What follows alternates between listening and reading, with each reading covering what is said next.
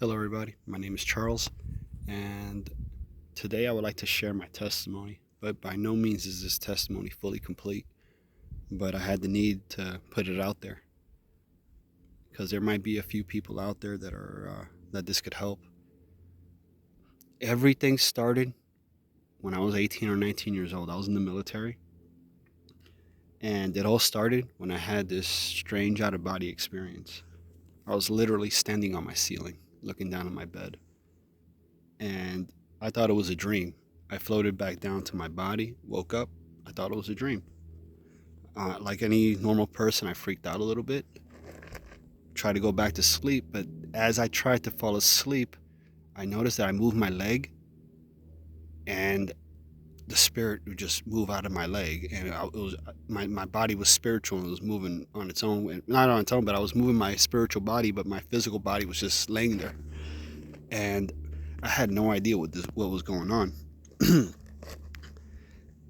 As the days went by, I started to go online to try to figure out what was happening to me, to see if anybody else had similar experiences.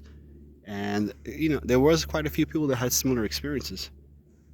And these things kept on happening to me. And it became much more frequent, like every other day would happen.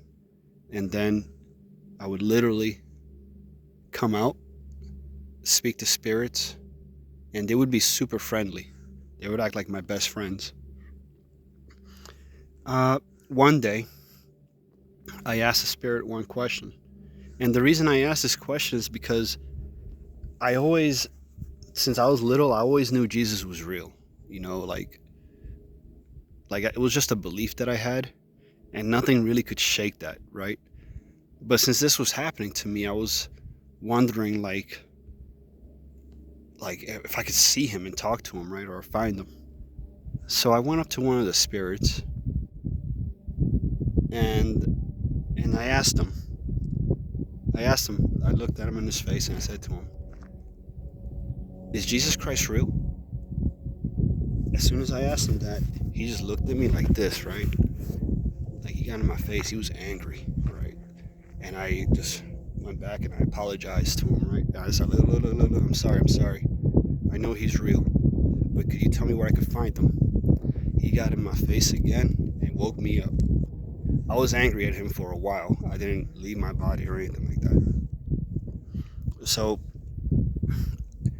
uh, I ended up deploying, right? I'm in Iraq. So now I'm, in my bed, not really, don't have anything to do. So I decide to leave again. So I leave, I meditate, I leave, and there he goes, another spirit, right? So I talk to him, and he's super friendly. I asked him, "Hey, where could I find Jesus?" He gets up in my face and just wakes me up. No second chances. And I was just angry. I'm like, why won't they tell me where I could find him, right? I never knew that Jesus Christ was a God that was personally interested in our lives, right? I never knew that. I thought that I thought he was just up there, and if we believed in him and we die, we do our best to be good, we'll go to heaven. I had no idea. I didn't even know the severity of sin. A few days later, I ended up leaving my body. This is the first time I saw Jesus. A few days later, I end up flying over the desert and I see him. Well, I didn't know it was him at first. I see this campfire in the middle of the desert, and it's nighttime, right? And I'm like, this is very odd. In the spirit realm, there is no fire that just exists, and there's not going to be another person standing in front of the fire. Like, this is very weird, right? So I go down, investigate, and I see this man sitting there, very well dressed, wearing a white cowl. He looks Arabic, So I approach him, but I feel a sense of danger, right? No evil, but just danger, like approach of caution, right? I look at him and I ask him, "Who are you?" He looks at me with his stare. It was like he pierces right through you, and he looks at me with a very. He looks like he's disapprove. He's look with a face a look of disapproval, and he says to me, "I'm Jesus Christ."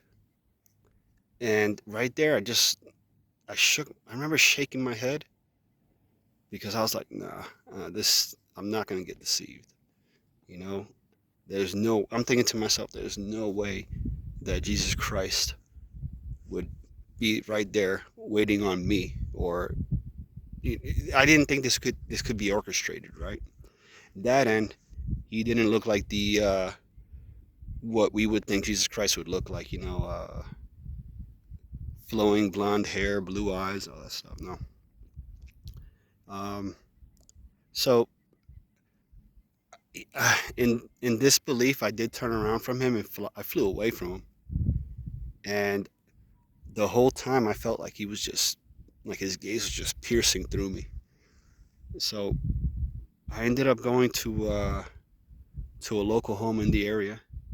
It was very strange because there was a spirit there who resembled my brother. And I'm thinking to myself, what is going on tonight? Why is there a spirit here resembling my brother? He's got to be an evil spirit. And sure enough, he starts to attack me. And this is the first time this ever has happened to me in the spirit realm, where I was able to like raise my hand up, but it wasn't my normal spiritual hand. It was like what I would call now like a glorified body. And I spoke the words, "Be gone." And when I did that, this power just came from inside me, flowed through me, and out of my hand, and into the demon or spirit or whatever it was. And he looked like he was defragmenting. He looked like he was being erased. At that moment, I stopped because I thought to myself, if I keep doing this, I'm going to kill him. And I don't want to do that. So I stopped. And then I turned around as I flew off. And he looked at me he was bewildered. He was like, looked at me like, what just happened, right? I woke up. I ignored that dream for a while. Um, it wasn't until like a year later, I stopped doing that stuff because nothing good came out of it, right? One day, I was literally about to jump out of board an aircraft so I could jump out of an airplane, and there was a gentleman next to me who was a Christian. Um, I don't know what led him to say this because I've never shared any of my experiences with anybody because I didn't want to be labeled as crazy or weird, right? Because let's be honest, the things that I was doing is definitely not normal. So he sat next to me.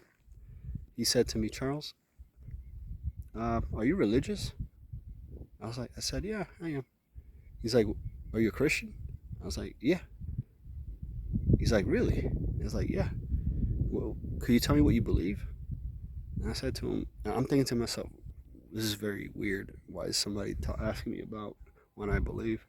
So I said, "Yeah, I believe in Jesus Christ, and that's it." And then he looked a little flustered, right? I noticed it, and then he said, "Could you tell me more about what you believe?" I'm like, well, "Okay." I told him, "All right, well, I believe we have spirits, that are, that help us throughout our lives. Some people might want to call them angels. You could call them angels, and that's it. I just believe in Jesus Christ." He's like, "Okay." He was quiet for a little while. Then he asked me, "Did any of those spirits ever do anything or say anything that was strange or off?" I looked at him like, "No." Like, yeah, I didn't even tell him that I communicated with them, right? I was like, "What's going on with this guy?" And then he said to me, "I used to be a witch too." And that just caught my attention. Like, what are you talking about? Like, I'm thinking, like, I'm not a witch. Yeah, that's what I told him. Like, I'm not a witch. What are you talking about? And he just shut up. He just shut up and he just didn't even look at me. And then I started thinking. It came back to me about the two spirits when I asked him about Jesus Christ. And right there, I had a moment. And I was like, what? And I nudged him. I'm like, hey, yeah, actually, yeah, these two times I asked him about Jesus and he got mad at me, right? And then he looked at me, he's like, if they were spirits of God or good spirits, would they have reacted that way? And right there, I knew I was onto something bad, right? I was a little nervous, and I was very nervous and I was very nervous, right? I looked at him and I said, look, even if you're telling me the truth, right? They've been around a lot longer than I have. How could I even test that theory if it's true? He said to me, look, I don't know. Use Jesus' name. I'm like, okay, whatever. That night, everything was good. I went to bed fine. The following night, I did it. I left and I grabbed one of those. Spirits. I grabbed him by the arms, or his wrists, his hands, and I asked him two questions. In the name of Jesus Christ, what is it you have against the Father? He just started growling. And he said, because of him, we're no longer up there with him. Right? And then I asked him my next question. In the name of Jesus Christ, what is it you have against Jesus? He growled, and then he let it out and said, because of him, all of you are saved. I immediately let go of him. I woke up. I panicked. I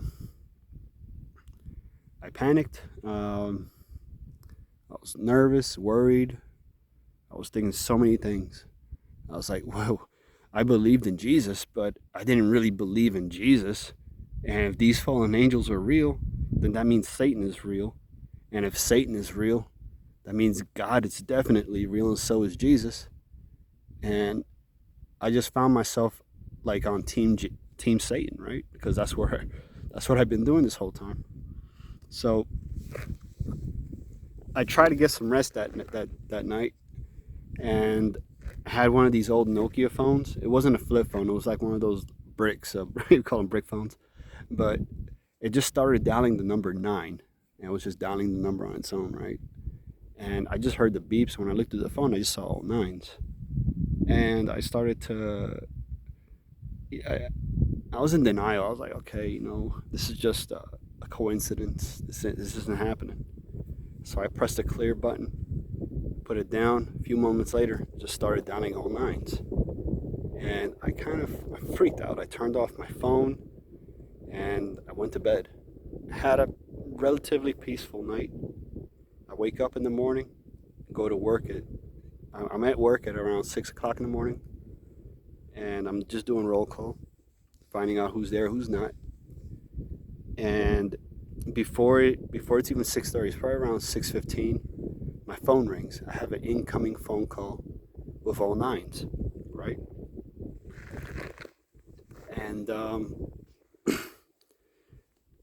it leaves a voicemail. I didn't answer it, but it left a voicemail. So I listened to the voicemail, and all I hear is a static, like shh, and then it says my name, Charles, right?